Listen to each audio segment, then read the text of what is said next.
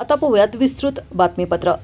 तरुणाईला व्यसनाच्या विळख्यातून दूर ठेवून सुदृढ, सुरक्षित आणि सक्षम समाज घडवण्याच्या उद्देशानं सांगलीत नशामुक्ती निर्धार पदयात्रा काढण्यात आली। मंत्री चंद्रकांत पाटील यांनी या पदयात्रेला झेंडा दाखवून पदयात्रेत सहभाग घेतला। जिल्हा प्रशासन आणि जिल्हा पोलीस दलाच्या संयुक्त विद्यमाने आयोजित करण्यात आलेल्या या पदयात्रेत खासदार, आमदार, महापौर, जिल्हाधिकारी, पोलीस अधीक्षक आणि मोठ्या प्रमाणात विद्यार्थी आणि विद्यार्थिनी या पदयात्रेत सहभागी होते। पालकमंत्री चंद्रकांत पाटील यांच्या संकल्पनेतून राबवण्यात येत असलेला अंमली पदार्थ मुक्त सांगली जिल्हा अभियान अंतर्गत हा कार्यक्रम राबवण्यात येत आहे। कल्पद्रुम मैदान, नेमिनाथ नगर, विश्रामबाग येथून पदयात्रेला सुरुवात झाली। विविध जनजागृतीपर फलक, घोषवाक्ये आणि नशामुक्तीचा संदेश देत सहभागी नागरिकांनी शहरातून पदयात्रा काढली। पदयात्रेची सांगता सांगली पोलीस मुख्यालय येथे करण्यात आली।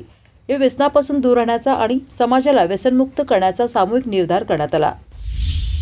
वडील, देवधर्म सगळ्यापासून तोडणं, तर त्या नशेचं कंबरडं मोडणं, त्या नशेचा वाढता प्रभाव संपवणं हे एक मोठं चॅलेंज आहे। आणि म्हणून गेले 2 वर्ष एक मोठा साठा विट्याच्या एका बंद कारखान्यात सापडल्यानंतर सगळा जिल्हा खडबडून जागा झाला।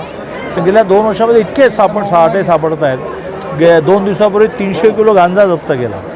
असं प्रबोधन, शिक्षा आणि ट्रीटमेंट ह्या 3 सूत्रीवर आपण चाललो आहे।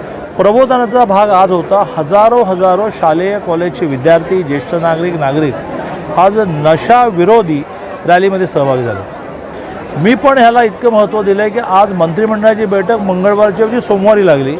मी अतिशय नम्रपणे माननीय मुख्यमंत्र्यांकडे परवानगी मागितली आणि मी इथे पोहोचलो। याचं कारण हे महत्त्वाचं आहे, काही केलं याचं कंबरडं मोडायला लागेल। आणि आज सांगली जिल्ह्यातल्या नागरिकांनी दाखवून दिलं की आम्ही हे सहन करणार नाही। खूप चांगल्या रीतीने झालं। ज्या जिल्ह्यातल्या शाळा, कॉलेज, नागरिक, संस्था अशा सगळ्यांचं मी अभिनंदन करतो। मी एक घोषणा आज केली की CSRच्या माध्यमातून शाळांमध्ये 5 प्रकारची ॲक्टिव्हिटी करायला 10 शाळांचं एक क्लस्टर करून आम्ही शिक्षक द्यायला तयार आहोत, ज्याच्यामध्ये खेळ आहे, ज्याच्यामध्ये गाणं आहे, ज्याच्यामध्ये डान्स आहे, ज्याच्यामध्ये अभिनय आहे, ज्याच्यामध्ये लाठीकाठी आहे। या सगळ्याचं प्रशिक्षण दिल्यानंतर मुलं जी रिकामी राहतात आणि मग ती मोबाईलशी खेळत बसतात, रिकामं मन हे भूत व्यापतं, तसं ते व्यसनाधीन होतात। आणि त्यामुळे मी एक अशी घोषणा केली आहे। दुसरं, पौष्टिक खाण्याशिवाय आज जी 10वीला आलेल्या मुलांच्या सुद्धा तब्येती ज्या प्रकारच्या आहेत, त्याच्यामध्ये जिल्हा परिषदेला मी आग्रह राहणार आहे की जिल्हा परिषदेमध्ये ही प्रोव्हिजन आहे। मध्यान्ह भोजनाव्यतिरिक्त वेगवेगळ्या तृणधान्याचे पदार्थ हे आपण शाळांमध्ये द्यायला सुरुवात करूया। सगळ्यांचे आभार। असा